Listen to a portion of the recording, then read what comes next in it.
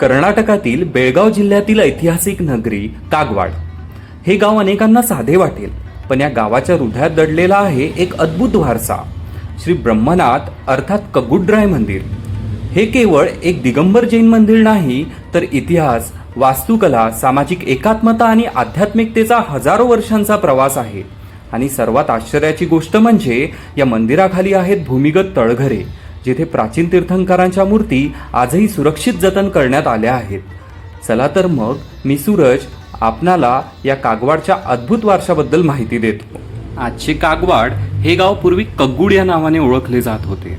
स्थानिक परंपरेनुसार येथील आराध्य देव म्हणजे कग्गुडराय, आणि यामुळेच या प्रदेशाला कग्गुड आणि नंतर कागवाड हे नाव मिळाले.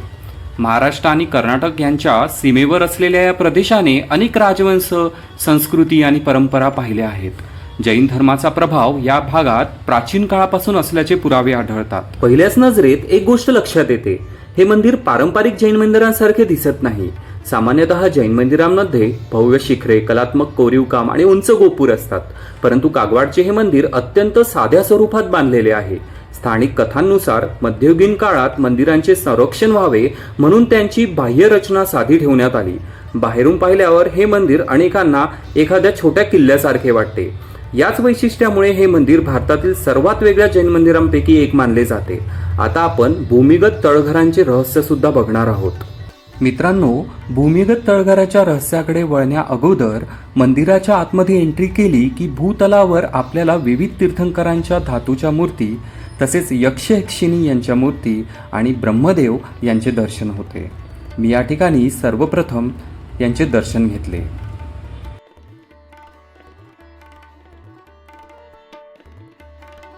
मित्रांनो, आता येतो या मंदिराचा सर्वात रोमांचक भाग.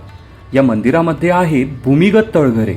जमिनीखाली उतरल्यावर जणू आपण इतिहासाच्या गर्भात प्रवेश करतो. शेकडो वर्षांपूर्वीचा काळात नेणारा हा अनुभव असतो.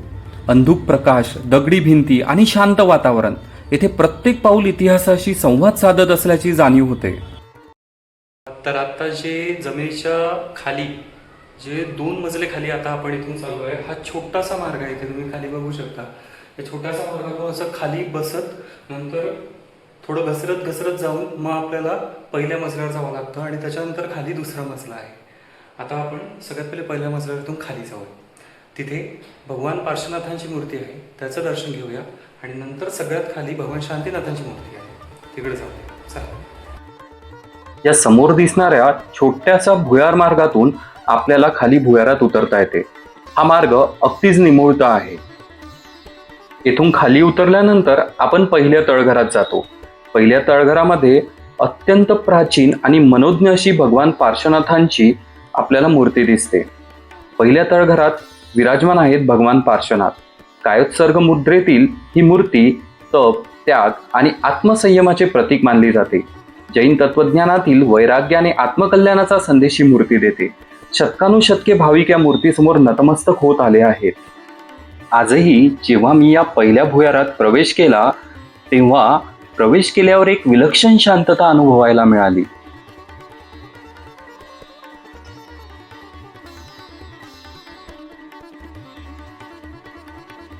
पहिल्या मजल्यावर आपण मनोज्ञ अशी भगवान पार्श्वनाथांची मूर्ती बघितली, आणि आपण या साईडने आलो होतो. अगदी छोटासा मार्ग होता या साईडला. तिथून आपण एक खाली बसत बसत इथे आलो, आणि त्यानंतर इकडे ही प्रतिमा आपण बघितली.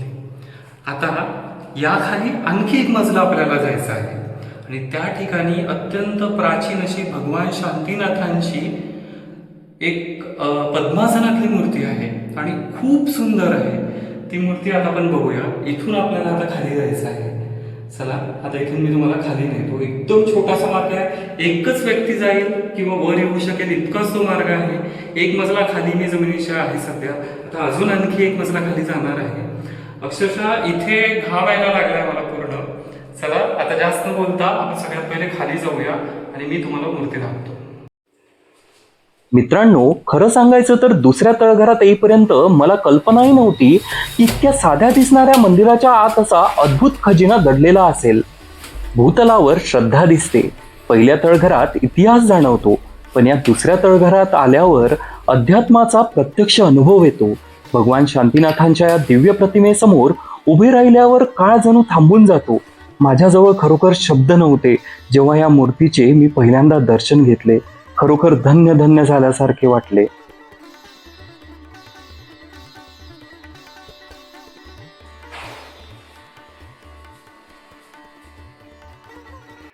अत्यंत सुंदर, मनोज्ञ आणि अगदी धीर गंभीर अशी ध्यानमुद्रेत असलेली भगवान शांतीनाथांची मूर्ती, जे जैन धर्मातले 16वे तीर्थंकर आहेत, त्यांची या कागवाड या गावात असलेलं हे मंदिर आणि त्या ठिकाणी असलेली मूर्ती खरोखर एकदा तरी आयुष्यात बघण्यासारखी आहे.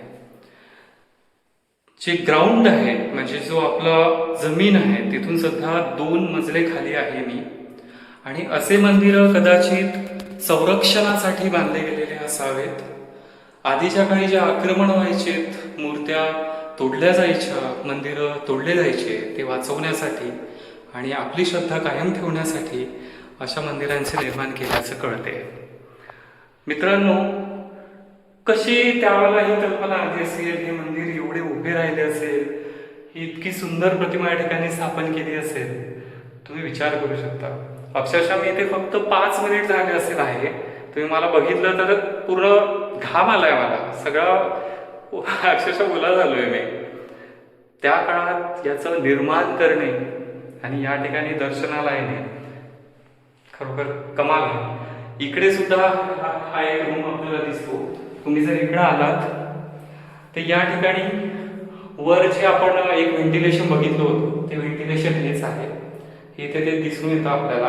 आणि या ठिकाणी सुद्धा वर जे छत आहे, याचं सुंदर असं छत निर्माण केलेलं दिसतं. समोर जे मंदिर आहे किंवा गर्भगृह आहे, त्या गर्भगृहाच्या आजूबाजूला सुद्धा सुंदर असं दगडावर कोरीव काम दिसतं. आणि त्याच्यानंतर आतमध्ये गर्भगृहात प्रवेश आहे. तसंच मित्रांनो, एक सांगायला आवडेल की या ठिकाणी हे काय आहे मला स्पष्ट कळत नाहीये, पण इथे सुद्धा हे याच्यावर कोरीव काम केलेलं दिसतं. हे थोडे छत, म्हणजे ज्याला चामर म्हणतो आपण, ते चामर दिसून येत आहेत. आणि बहुतेक मध्ये भगवानाची मूर्ती आहे आणि हे मंदिरासारखं त्याला रूप दिलेलं आहे. हे काय आहे, कोणाला माहीत असेल तर नक्कीच कमेंट करून सांगा. मित्रांनो, हे जे ठिकाण आहे, हे ठिकाण बेळगाव जिल्ह्यामध्ये येतं, कर्नाटक राज्यामध्ये. परंतु हे अगदीच सीमा भागात आहे, म्हणजे महाराष्ट्र आणि कर्नाटक यांच्या अगदी सीमा लगत आहे. त्यामुळे तुम्ही कधी बेळगाववरून पण येऊ शकता किंवा महाराष्ट्रात तुम्ही कोल्हापूर किंवा सांगली या साईडला आलात, मिरज, तर नक्कीच कागवाड या ठिकाणी याला विसरू नका. अत्यंत सुंदर असं मंदिर आहे. अगदी आता 5 मिनिटं झाले पण मी पूर्ण ओलाचिंब झालेलो आहे. पण फक्त तुम्हाला दाखवण्यासाठी माझा हट्ट हाच होता आणि मला अशी जुनी पुरातन ठिकाणं तुम्हाला दाखवायचीच होती. सो हे सगळं बघून एवढं घाम, थकवा आणि इतकं 2 मजले आपण खाली येणार वगैरे आणि एकटं येणार, या गोष्टीची जी भीती होती सगळी क्षणात निघून गेली. त्या मूर्तीचं रूप बघितल्यानंतरच अगदी क्षणात माणसाला नतमस्तक झाल्यासारखं होतं. सो नक्कीच या मंदिरात काही ठिकाणी प्राचीन शिल्पकला केलेलीही दिसते. दगडावर केलेले सूक्ष्म कोरीव काम फारच छान दिसत होते. चला आता आपण वर जाऊया. आता वर जाताना सुद्धा आपल्याला त्या एवढ्या छोट्या रोडने परत वर जायचं आहे आणि मी तुम्हाला आता प्रत्यक्ष पूर्ण वर जातानाचा सुद्धा मार्ग दाखवतो. मित्रांनो, या मंदिरातील मूर्ती केवळ धार्मिक दृष्ट्याच महत्त्वाच्या नाहीत, तर त्या प्राचीन भारतीय शिल्पकलेचा उत्कृष्ट नमुनाही आहेत. चेहऱ्यावरील शांत भाव आणि प्रमाणबद्ध रचना हे सर्व त्या काळातील कलाकारांच्या कौशल्याची साक्ष देतात. या मूर्ती केवळ पाषाण नाहीत, तर त्या आपल्या सांस्कृतिक वारशाचे जिवंत दस्तऐवज आहेत. कागवाड मंदिराची आणखी एक विशेष गोष्ट म्हणजे येथे दिसणारा धार्मिक सौहार्द. स्थानिक परंपरेनुसार येथे पूजा अर्चा लिंगायत समाजाकडून जैन पद्धतीने केली जाते. भारताच्या विविधतेत एकतेचे हे अत्यंत सुंदर उदाहरण आहे. आजच्या आधुनिक युगात अनेक ऐतिहासिक स्थळे विस्मृतीत जात आहेत, परंतु कागवाडचे हे मंदिर अजूनही आपला वारसा जपत आहे. अशा प्राचीन मंदिरांचे संवर्धन करणे ही आपली सामूहिक जबाबदारी आहे. कारण ही केवळ दगडांची रचना नाही, तर आपल्या इतिहासाची, संस्कृतीची आणि आध्यात्मिक परंपरेची अमूल्य ठेव आहे.